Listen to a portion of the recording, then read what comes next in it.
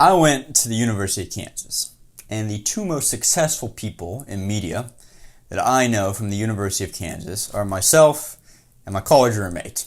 Neither of us studied journalism. My college roommate was a political science major, and I was a history major. In fact, the very first interaction I ever had with a newspaper was the Daily Kansan, the student newspaper, and it was not until my fourth year of college. Now, I had never really told a story, but I did get into making little internet videos. In fact, I had bought this little point-and-shoot camera, and I was making little videos that nobody was watching. This was all I could afford. I bought it used off of Amazon for about $100. And I was making these little videos at the time, my fourth year in college, having become absolutely disenchanted with the liberal arts. But I thought, after making a few of these videos, you know what would be nice? It would be nice if somebody actually watched these videos.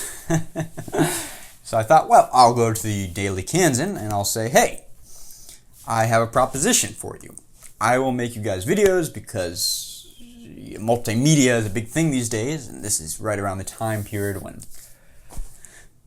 newspapers were realizing they needed to have digital content. And I thought, well, I could offer my services. I could fill a niche, do some video work for the Daily Kansan. Now, of course, being a history student, I knew absolutely nobody at the Daily Kansan. In fact, I didn't know a single journalism student. Nonetheless, I went to thedailykansan.com and I looked up the students that were working at the Daily Kansan, and they had fancy email addresses. I remember thinking at the time, wow, they didn't just have .edu, they had @thekansan.com. I was quite impressed, so I made a list of 5 or 6 individuals, and I sent them an email. I said, hi, and I'm a student at KU, and I'd love to make some videos for you guys. Maybe we're going to do some sort of symbiotic relationship, because I noticed you guys don't have too much video stuff. And I sent out these emails to this list of 5 or 6 people, and I waited a few days, and then finally, nothing happened. Nobody responded. So I thought, all right, well, let me make myself a little more obsequious, to use a Latin word. I said, listen, my name's BostWiki. I'm a student at KU. I'd love to make videos for you guys. I'll do it for free. I'll do any story you guys want. I sent out the email to this list of some students that worked at the Daily Kansan.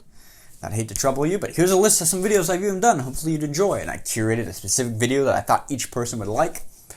And I gave it a few more days. And finally, nobody ever responded. So the third time, I decided to walk over to the journalism school building. And I went up to the Daily Kansan, to their little operation, their newsroom, which was on the 2nd floor, I believe. And I walked in the door and I said, hello. Yes, I would like to make videos for you guys. How can I go about doing that? They looked up from their desks, and eventually a guy named Frank came and greeted me, and I said, yes, listen, I make videos. I've been trying to reach you guys. I sent a couple emails. I guess you guys never received them, meaning you ignored me. That's why I'm just going to show up here in person. I'd like to make some videos. This Frank guy humored me and said, okay, great. Why don't you go out with our reporter? She's going to go tell a story on the hauntedness of this hotel, the Oriad Hotel in Lawrence, Kansas. These are the great historical artifacts we have in Kansas. A haunted hotel. I said, well, great, excellent. So this reporter and I hopped in my beat-up 1995 stick-shift Acura Integra. We drove down to the hotel. And I pulled out my little camera. I shot the entire interview on this little camera. And the reporter talked to the proprietor. And I was standing there with my little flimsy tripod that I had borrowed on my used Amazon point-and-shoot camera. The sound was rubbish on this thing, by the way. And I recorded the interview, and while I was sitting there listening to this reporter ask the proprietor questions. So, how long has the hotel been haunted by ghosts? When did you first notice that the hotel was haunted by ghosts? Well, let me tell you, Jenny. Well, we'll call the reporter Jenny. I forgot her name. Well, let me tell you, Jenny, it goes back to Quantrill's raid when they burned down the downtown because we were abolitionists. I sat and listened to this interview for about 20 minutes, and I thought, well, I could do this. Honestly, these questions are not that provocative. Interviewing about some ghost in a hotel? Nonetheless, I didn't say anything. I just thought this to myself. We got back in the car. We drove back to the Daily Kansan. On the way, we were driving back. Bum, bum, bum, bum, bum. That's what it sounded like in my car. The axle alignment was a bit dodgy. up the hills.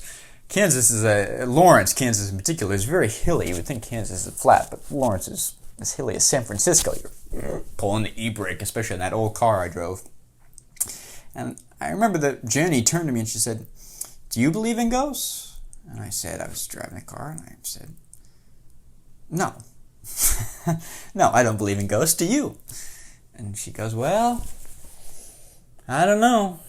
And I thought to myself once again, well, yikes. You would hope a future investigative reporter would not be believing in ghosts, particularly not ghosts in small, unknown hotels in Lawrence, Kansas.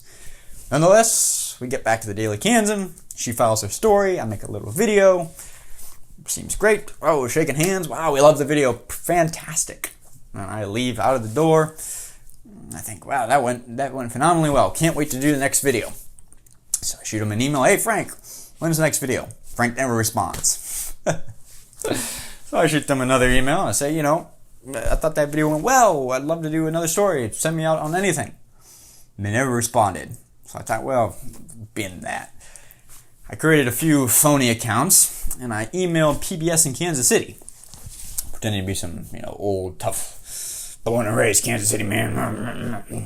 I found this youngster who's telling stories about Kansas City. I love it. I emailed this kind of made-up character I created to PBS, showing my videos. "Oh, look at this young guy, look at this young guy." And 2 weeks later, PBS emailed me, and they said, "Hey, we came across your videos. Would you mind coming in to the office?"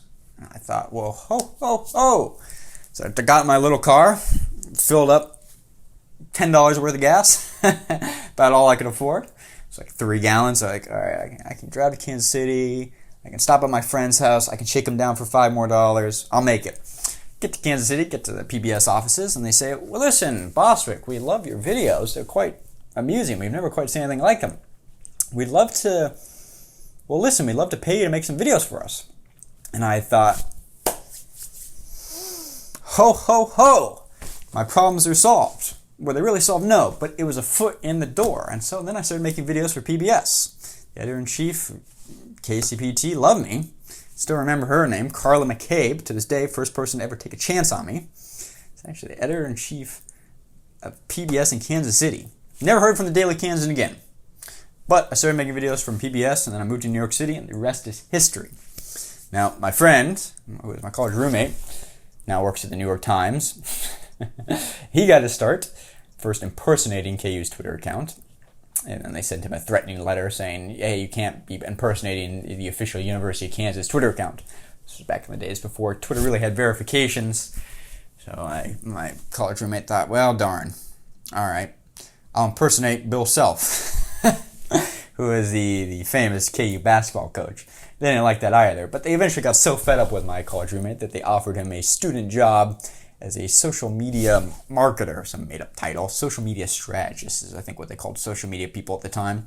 They gave him some student position where he could post GIFs from the official KU Twitter account. And that is the story of how my college roommate and I wound up working in New York City media. Well, it just goes to show, I guess if there's a moral to the story, like Briar Rabbit here, some Aesop's fable. To you I say, persevere, have faith. Journalism is a career that any enterprising young individual can do. If you didn't get good grades, if you didn't go to journalism school, or if you weren't the star pupil of your journalism school, don't let that discourage you. I haven't heard, I don't think anybody out of the Daily Kansan or my graduating class, I think there are local beat reporters in Colorado and Oklahoma, which is a fine enough job, but they're not in New York. The only 2 people in New York from Kansas are, well, myself and my roommate, who is impersonating the University of Kansas account. So hopefully you can take a little solace in this. This is my humble beginnings in media and journalism. And heck, if you're in New York City, hit myself up or hit my old college roommate up. We'll help you out.